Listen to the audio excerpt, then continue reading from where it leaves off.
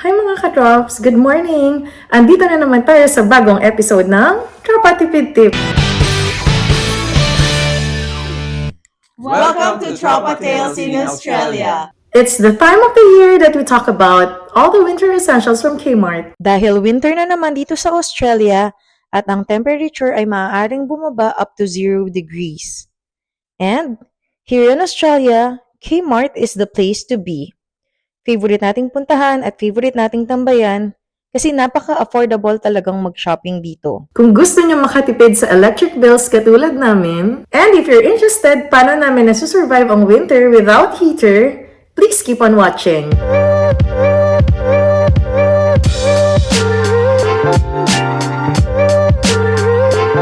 Number 1 winter essential is the Kmart Fleece Blanket. Shout out to AJ and Adams kasi nung nagstay kami sa kanila sa Sydney during start of the winter season, first time ko nagamit itong kumot na to.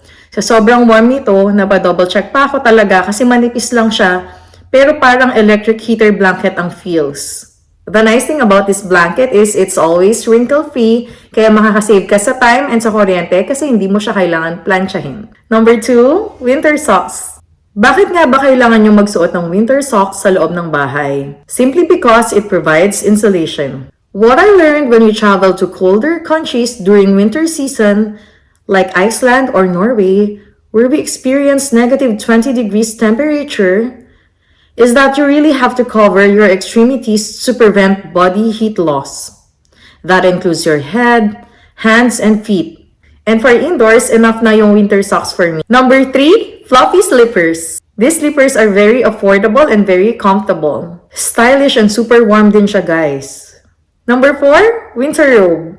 Here in Australia, we usually wear our robes inside our homes during winter to keep us warm and cozy. It's very convenient for lounging and madali lang din tanggalin at isuot.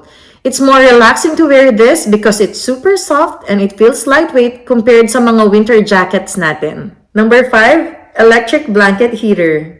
Imagine going to your warm bed on a 5-degree weather. This item will make it possible.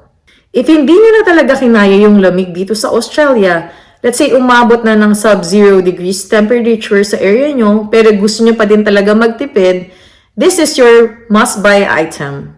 This can be more energy efficient or more cost-effective than heating up your entire bedroom or your entire house. So for us na centralized heating yung bahay, kunyari, pag tinurn on namin yung heater ng isang bedroom, automatic 4 bedrooms na yung papainitin niya.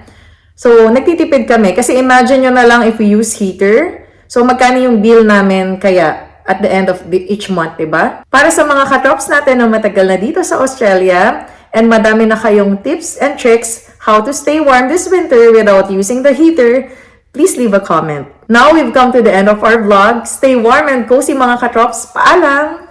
Please watch our videos and subscribe to our channel.